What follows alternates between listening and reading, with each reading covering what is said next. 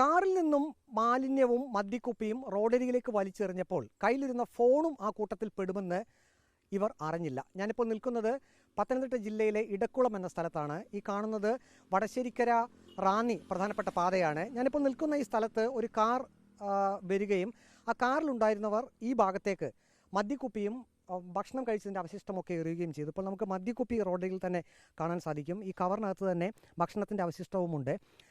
പക്ഷേ ഏറ്റവും പ്രധാനപ്പെട്ട ഒരു കാര്യം, അവർ ഈ കവർ എറിഞ്ഞ കൂട്ടത്തിൽ കയ്യിലുണ്ടായിരുന്ന മൊബൈൽ ഫോണും പെട്ടുപോയി എന്നുള്ളതാണ്. ഇത് ഈ റോഡരികിലുള്ള വീട്ടിൽ ഇരുന്നു കൊണ്ട് ഒരു ഗൃഹനാഥൻ ഈ സംഭവം കാണുന്നുണ്ടായിരുന്നു.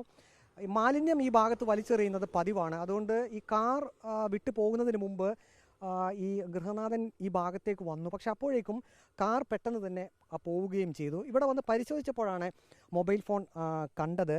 അതിനുശേഷം ഈ കാർ ഉപയോഗിച്ചിരുന്ന ആളുകൾ ഈ ഭാഗത്തേക്ക് തിരിച്ചു വന്നു എന്ന് ഗൃഹനാഥൻ പറയുന്നുണ്ട്. പക്ഷേ ഇവിടെ ആൾ നിൽക്കുന്നത് കണ്ടിട്ടായിരിക്കാം അവർ പെട്ടെന്ന് തന്നെ പോവുകയും ചെയ്തു. ഇത് യഥാർത്ഥത്തിൽ അവർക്ക് മനസ്സിലായോ അവരുടെ കയ്യിലിരുന്ന ഫോൺ ഈ കൂട്ടത്തിൽ പെട്ടുപോയി എന്നുള്ളത്? ഇല്ല, ഫോൺ പെട്ടുപോയി എന്നുള്ളത് അവർ മനസ്സിലാക്കിയില്ല ആ സമയത്ത്.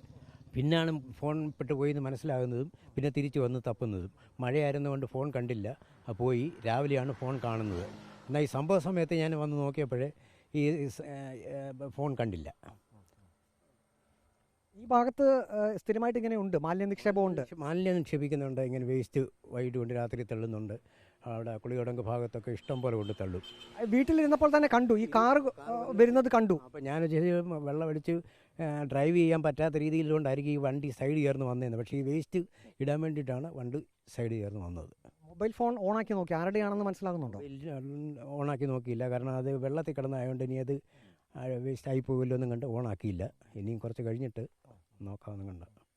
ഏതായാലും ഇതിലൊക്കെ കോള് വല്ലതും വന്നോ? പിന്നെ ഇല്ല, ഓഫാ. ഇനിയിപ്പോൾ എന്ത് ചെയ്യും മൊബൈൽ ഫോൺ?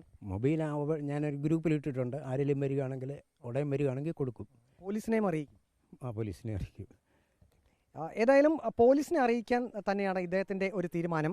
മൊബൈൽ ഫോൺ ഇപ്പോൾ സ്വിച്ച് ഓഫ് ആയ നിലയിലാണ്. ഇത് ആരുടെയാണെന്ന് കണ്ടെത്താൻ കഴിഞ്ഞിട്ടില്ല. ഉറപ്പായും അത് പോലീസിനെ ഏൽപ്പിക്കും എന്നാണ് ഇപ്പോൾ ഇടക്കുളം സ്വദേശിയായിട്ടുള്ള ഈ ഗൃഹനാഥൻ പറയുന്നത്. വീഡിയോ ജേർണലിസ്റ്റ് വിഷ്ണു പ്രസാദിനൊപ്പം reporter Praveen Purushothaman, in reporter, Pathanamthitta.